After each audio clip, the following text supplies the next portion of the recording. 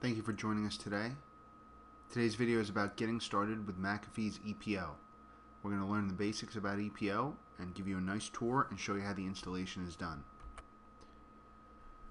Before we start with installing EPO and taking a look around the console, let's just take a quick step back and take a look how traditional endpoint security has been done.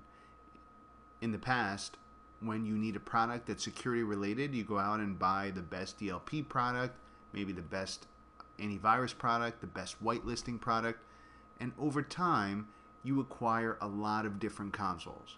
And with a lot of different consoles, that means more operational overhead, because each console comes with a cost of learning and being able to administer that console and managing it and updating it and patching it.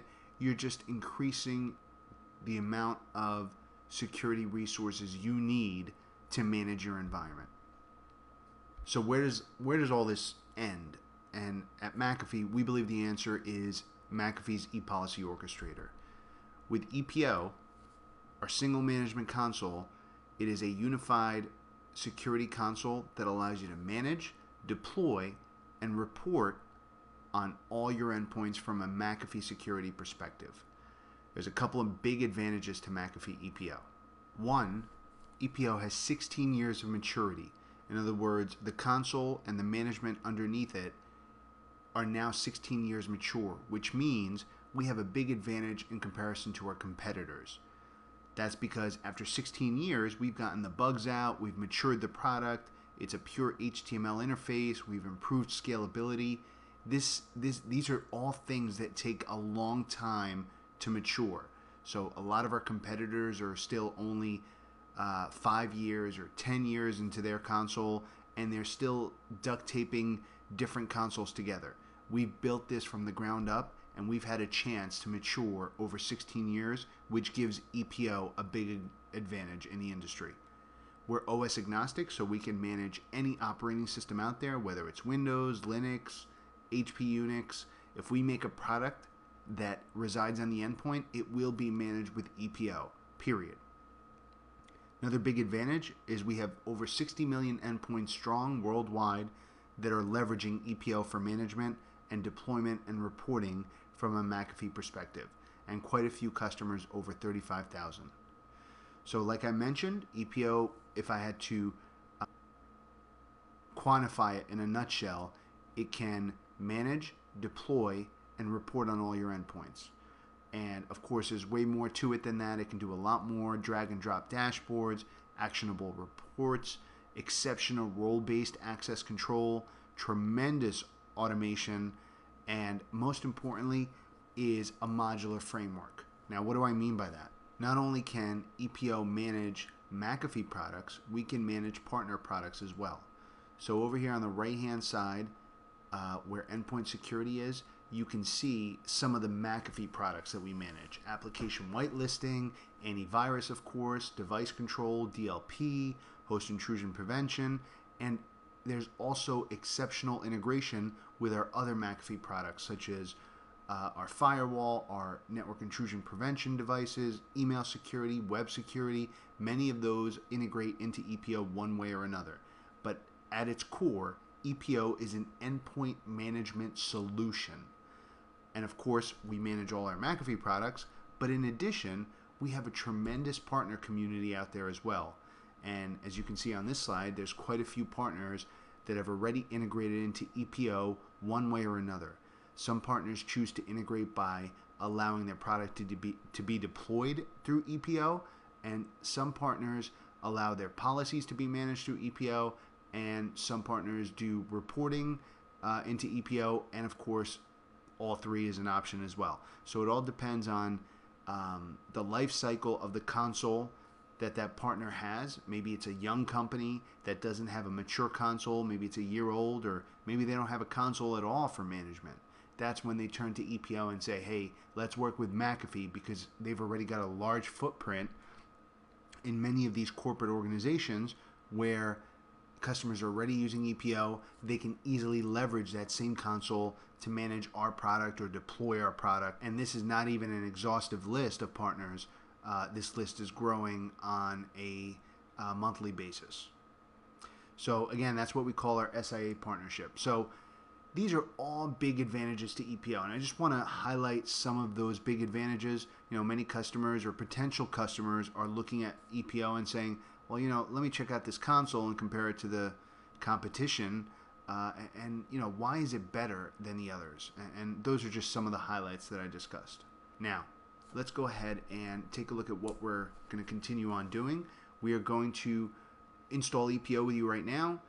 Talk a little bit about how to install it. It's very simple, and we want to show that to you right now. Working with SQL, EPO uses a Microsoft SQL database, choosing your ports, packages and extensions, deploying some McAfee agents to your machines, and creating some EPO admins for role-based access as well. So that's what we're going to get started and do with you right now. So as you can see here, I am RDP'd into a server. It's a fresh install.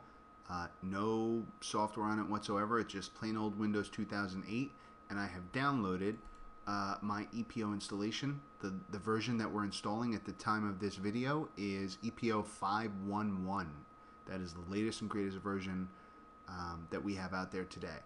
Now, a couple of things to keep in mind is the beauty of our installers is that they are all-encompassing. They are cumulative. In other words, if we release a patch, which we release roughly once every 5 to 6 months for EPO, and it's a server-side patch, the package has the patch in it, and it also has a fresh install as well. And the patches are cumulative. So if you decide to skip the next 3 patches and you want to install EPO 5.1.4, you're more than welcome to do that, and we will apply the previous 3 patches. So you don't have to sit there and worry, okay, do I have to apply patch 2, then patch 3, and then patch 4? It's all in one shot. So that's a big benefit of our installers. So here's our installer. Welcome. We're going to go ahead and hit next. Nothing fancy here. Now, we give you 2 major options during the install, Express and Custom. Express installs the native SQL Server 2008 Express Edition on this server. So this is obviously a limited version of SQL Server. It's an Express version, meaning the database cannot grow to more than 8 gigabytes. So that means you can use this if you are a very small shop under, you know, a rough number I like to give is between anything under 3,000 nodes. So as long as you're under 3,000, you can get away with SQL Express, which is the first option right here. If you are over 3,000 nodes, we highly recommend your own Microsoft SQL Server, which can be an existing SQL Server. Maybe you have a SQL farm. It can be a separate SQL Server that's dedicated to EPO. Obviously, the larger your organization, if you're over 50,000 nodes, you want a dedicated SQL Server. And if you're under that, you can certainly leverage existing SQL farms. You can leverage VM SQL servers. There's tons of options in that case. In this case, we're going to choose SQL Express. We're going to choose the Express option. Now, there are a couple of minor prerequisites to installing EPO, which you can see here. And these are mostly Microsoft packages that we require, such as Visual C++ and a couple of other items in here. And of course, we install SQL Server 2008 Express. So we take care of all of that for you.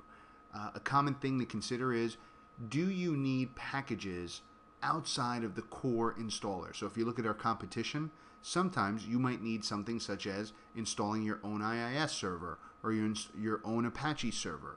The beauty of EPO is it is fully self-contained.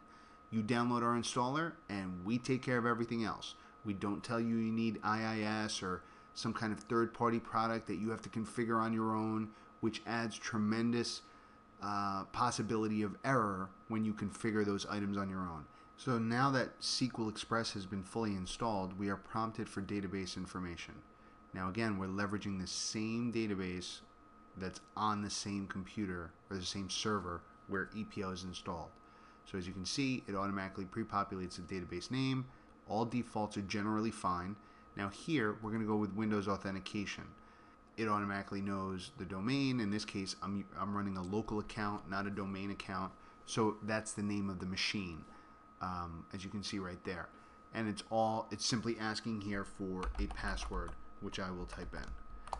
Now, you'll notice that SQL authentication is grayed out because this is an Express install. If we were installing to a separate SQL box, this would be clickable, and we could choose SQL authentication. Now, SQL authentication, as a rule of thumb, is generally more dependable and reliable than Windows authentication. This is because we don't have to worry about domains, we don't have to worry about trusts. SQL authentication is much more hassle-free than Windows authentication, which is my personal preference. So typically, if we were installing to a separate SQL server, then we would choose SQL authentication and use the SA account for the install, or create a temporary super admin account that would allow us to access SQL and create our database. For now, I'm going to go ahead and hit next. Now I'm going to be prompted to enter passwords for the console administrator. By default, our username is admin, and you can enter a password to log into the console for the first time. This is a password that is going to be used with admin only, and of course you can add additional accounts to log into EPO as needed. In addition, there is an encryption passphrase. This is for if there was ever a disaster and you needed to recover the keys for EPO. You can make that the same password or a different password. That's up to you. Now, if you are an existing McAfee customer, at the very top of your grant page, where you enter in your grant number to access all your software, there is a license key, and it's approximately a 16-digit code. You can copy and paste that in at this time, which will make your EPO install fully licensed, and you won't get a nag screen that tells you it will expire in 60 days. If you are just testing the product out, you can go ahead and choose evaluation. Here, just a simple user agreement or license agreement. You're more than welcome to do that. Now over here, this is where we can collect telemetry data and send it back to McAfee. That's of course is optional. This allows us to help us improve our product over time. In this case, I'm going to choose to opt out of this. And that's it. I'm going to hit the install button. As you can see, pretty straightforward install. And at this point, you can walk away and go get a cup of coffee or a snack and give it about 10 to 15 minutes, depending on how fast your server is. And we'll come back as soon as our install is done.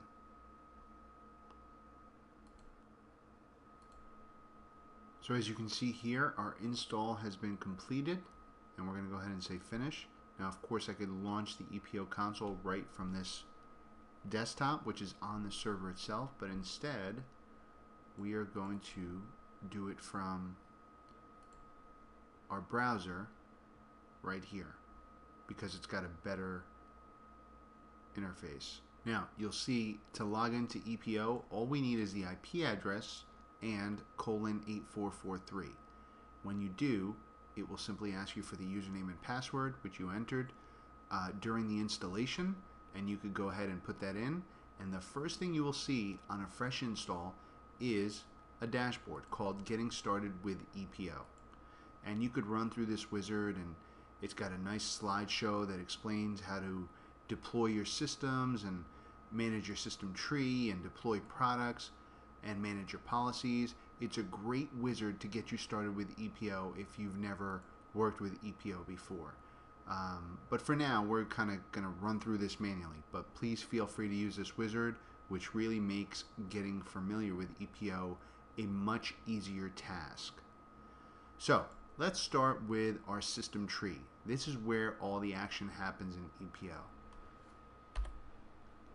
Our system tree is pretty simple, obviously, on an initial install.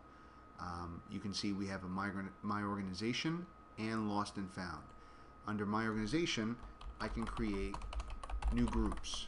Of course, I can create them manually, like you see me doing here, by saying New Subgroup. And I could go ahead and keep on creating these different subgroups as needed. So during a POC, you can do this manually, but of course, in production, you don't want to manually populate all of this. It would take a long time. You want to mimic a tree structure that you may already have. And of course, your best option for this is Active Directory. Before we sync with Active Directory, we just need to set up our Active Directory server as something we call a registered server. Now here's our menu up here in the upper left. I'm going to go down here to configuration and choose registered servers. As you can see, the only registered server I have is the EPO server itself. I'm going to click the drop down after I choose a new server. I'm going to choose an LDAP server. Just give it any name you like. That's just for your reference. I'm going to go to step 2. I'm going to choose Active Directory, and I'm going to use, in my case, I'm going to use the IP address. I prefer IP address always because it guarantees that there's no name resolution that occurs. But in a larger organization, it may be better to choose a DNS style domain name.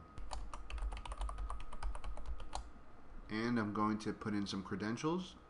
I'm going to hit test connection. As you can see, right down here, we are successful. So I'm going to go ahead and save this, and that's my first registered server. There's all sorts of different registered servers you can have, but in this case, all we care about is an Active Directory server. Now once I do that, I'm going to go ahead and go back to my system tree, choose group details, and this time choose synchronization type where it has none. I'm going to choose edit. It's going to say, how would you like to sync up? I'm going to choose Active Directory. I'm going to choose the systems and the container structure. I'm also going to use a registered LDAP server. As you can see, there's the one that we just set up together. My Active Directory credentials are grayed out. And here, I'm going to choose the area where I want to sync up with Active Directory. So I'm going to hit Browse, and now is when it reaches out to my AD server and lets me see what is inside of there. So if I had any groups, they would show up here, but my AD structure may not be that exciting. So in a typical organization, you would see stuff like North America, Asia Pacific, LTAM, whatever or however your organization is structured is what you would see here. So in my case, I'm just going to choose computers, but your environment may be much more elaborate, which is the expectation in most production environments. I'm going to choose computers, and I hit OK. Now I could also exclude any empty containers, which gets rid of any containers that may not be populated inside of Active Directory. I could also add exclusions. This would be any groups that I don't want to import, such as a specific country or development servers or stuff that you don't want inside of EPO. That's an option as well. In addition, we could push agents out to these new systems as they are discovered. So the second a machine gets added into Active Directory, as long as you're syncing this with your AD on a regular basis, you can go ahead and push out EPO agents using these credentials to those systems as they are added on a regular basis. But in my case, or in this demo, I'm not going to go ahead and do that. I want to just bring over that directory structure and those machines without pushing out any new agents. And that's it. I could go ahead and save this so I could synchronize on a regular basis. Or alternatively, now you can see it's fully set up. I'm going to go ahead and say edit, and I'm going to go scroll down again, and I'm going to say synchronize now instead of waiting for that manual sync or that automated synchronization to occur. I'm going to make it occur right now by saying synchronize now. As you can see, now that we've synced up Active Directory, we have a couple of new groups. Again, my groups are not as extensive as a production environment, and several new machines as well. All these machines show up as unmanaged in the console. So what we did is simply mirrored Active Directory and brought in any computers and groups into EPO so we can have a similar directory structure. Now, I deployed 0 agents or McAfee agents. Now, the McAfee agent can be easily deployed right through systems here, and again, systems is where all the action takes place. This is where you look at your organization. This is where you can see every single machine in your tree, where you can highlight different groups and target specific groups to analyze or change policies or view what they're all about. Now, if I want to, I can highlight all these unmanaged machines and go under Actions. And I want you to notice right here, deploy agents. Now, again, the McAfee agent is the key product in all McAfee endpoint solutions. This small 6 megabyte file allows me to manage that machine or node moving forward forever. So once you get an EPO agent on a machine, you can upgrade that EPO agent, you can deploy new products such as antivirus, DLP, encryption, any of those McAfee products that I mentioned earlier, and even partner products if applicable. So that's when we say deploy an agent, we are talking about the McAfee agent, which is that brain behind all the McAfee products. It manages our policies, sends up events to EPO, reports to EPO, deploys new products. Whatever you dictate from EPO, that is handled by that McAfee agent. Now, if I were to click deploy agents, since I highlighted 15 systems, I can clearly see that. I am targeting Windows. Of course, I could do non-Windows machines as well. Most of these defaults are fine, and I can deploy right from EPO. I could put in credentials as long as I have credentials that are that have admin rights on those devices. I can enter these credentials, simply hit OK, and deploy EPO agents to 5 machines or several thousand machines all in one shot. Now, there are multiple ways to deploy your McAfee agents. This is just one of the many. You can also click New Systems and get a feel for several other ways. You can create an agent package. You could create a URL install. There's several different options when it comes to deploying your agent. We'll talk about those more in detail in a best practices video called How to Deploy Your McAfee Agent and all the different options that it comes with. So in the background, I went ahead and installed one EPO agent on the EPO server itself. Now I want you to see the difference. So you can see this one's officially managed, and the dead giveaway right here is last communication. So this lets me see that it communicated just recently, and this machine is up and running. I could go ahead and drill down on any individual machine in my tree that's managed, and of course learn a lot more about it. The second you install just that EPO/McAfee agent, we tell you quite a few things, such as the processor, the language installed, how much memory the machine has, IP address, OS platform, physical memory, user that's logged on, quite a bit of very good data about that machine. Under products, you'll see the agent itself. I'm running the 4.8 agent, and I could drill down and see every single stat about that product.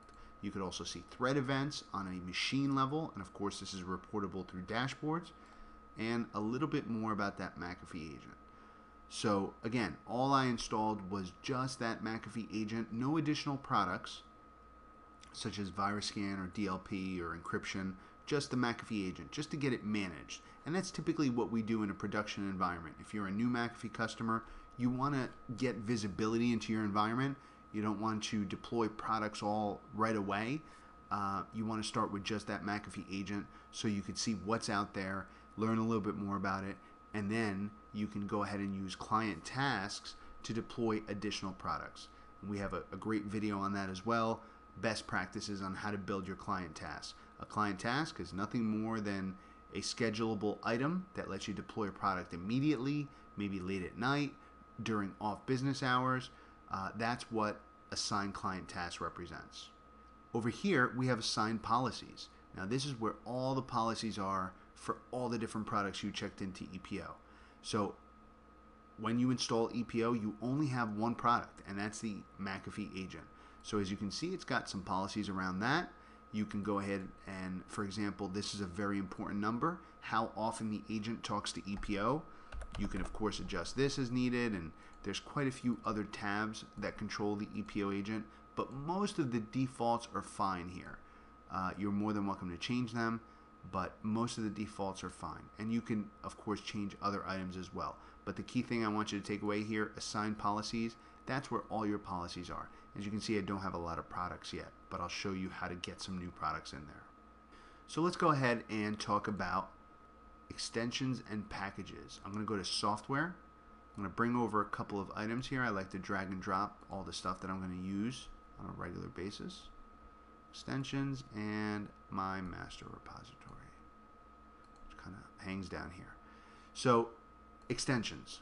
An extension is nothing more than a file that you check into EPO that allows you to manage stuff. So for example, if I wanted to check in an email gateway extension, it's as simple as pointing to your zip file, hitting install extension, and waiting for it to complete. These extensions simply allow you to manage new products. That's all it is. So if you want to deploy encryption in your environment, and obviously encryption does not come with EPO during the initial install, you check it in, and right off the bat, you're able to manage that product. And again, the key word is manage. So it doesn't mean you could deploy it, it means you can manage it. So that's how simple it is to manage a new product. Now, when it comes to deployment of a product, that's different. And we keep them very separate for an obvious reason.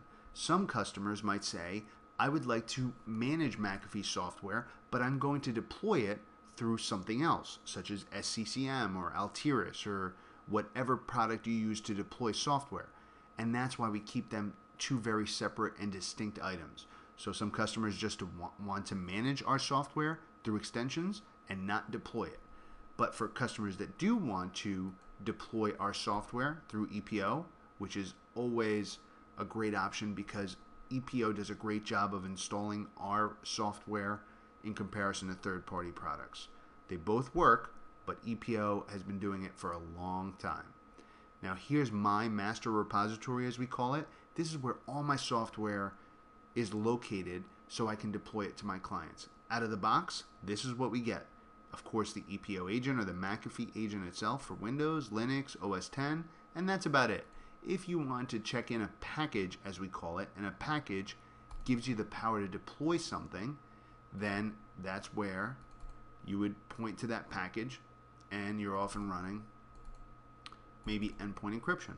You point to it, you hit next, and as you can see, it starts the upload and we check it in, and once it's checked in, you now have the power to deploy that software.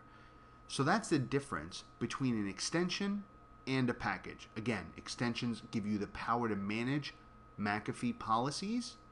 Packages give you the power to deploy McAfee software or third-party partner software as well.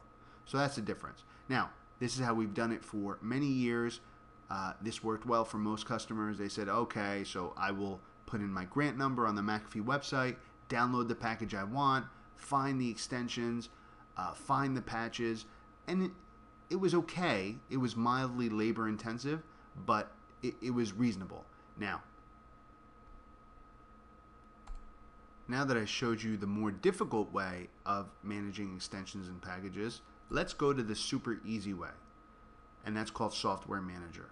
Software Manager makes this slightly tedious task of checking in your extensions and packages way easier. So here's Software Manager.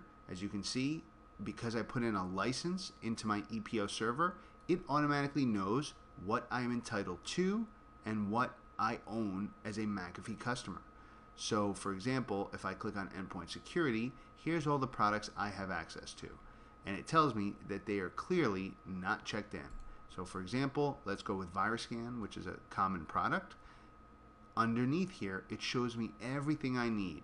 So I could see my release notes, all my documentation, hot fixes if any, extensions, and of course, packages that I can deploy to my clients.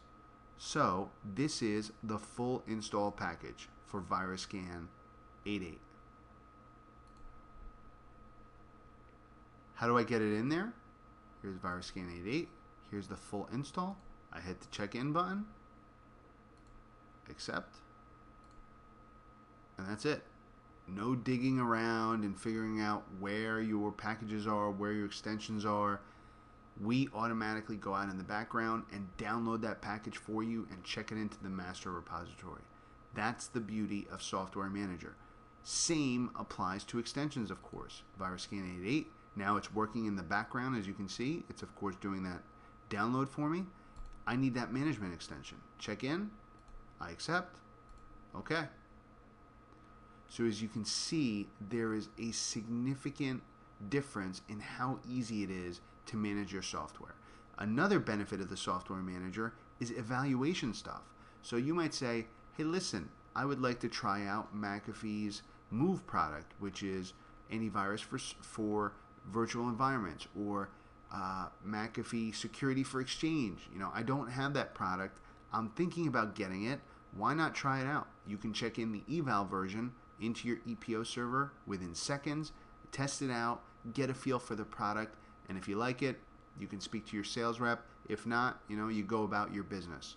So there's multiple advantages to the software manager. This is a big stride for EPO. This is something that we worked on for several years to really streamline and automate the process of managing all your software. Okay, so now that we've covered extensions, packages, software, your system tree, let's head over to the last thing I would like to cover, which is role-based access. So I go under here, under menu, user management. You'll see we have users and permission sets. I'm going to choose permission sets, and we give you 4 pre-made permission sets, as you can see here. Now, these are all pre-made. You can leverage them, or you can create your own. Now, I like to create my own. I'm going to say new. Let's call it virus scan admins. I can map this to Active Directory if I so choose, but instead I'm going to go ahead and simply save it, and as you can see, here's my new permission set. Out of the box, there are no permissions for anything. Now this is where you have to come in here and configure your role-based access. So there's several options in here that you need to decide whether you want to allow the users in this group to be able to do. So for example, the McAfee agent, I'm going to say edit. I'm going to allow them to view and change settings because I want them to be able to change that product settings. And you can see that it's product based, and there's of course other permissions as well. I want to allow them to create and edit server tasks, which are automated things that occur on the EPO server. I want to allow them to download software from the software manager so they can update VirusScan, for example. And then here's a very powerful one, system tree access. So this allows me to say only the people that are in this group can see these groups in my directory structure. So maybe the VirusScan admins are only doing these test machines. So I could say when you log in, if you were part of this group, you only see that location in my tree, or alternatively multiple locations. So there's a lot of flexibility when it comes to creating your role-based permissions. And of course, there's other options in here as well. You can allow them to view the system tree tab, wake up agents as needed, create and edit tags. These are all things that anyone in this role is allowed to do. And then finally, once you create your permission set and you get it just right, you want to head out of here, out of menu, and go into users and create a new user.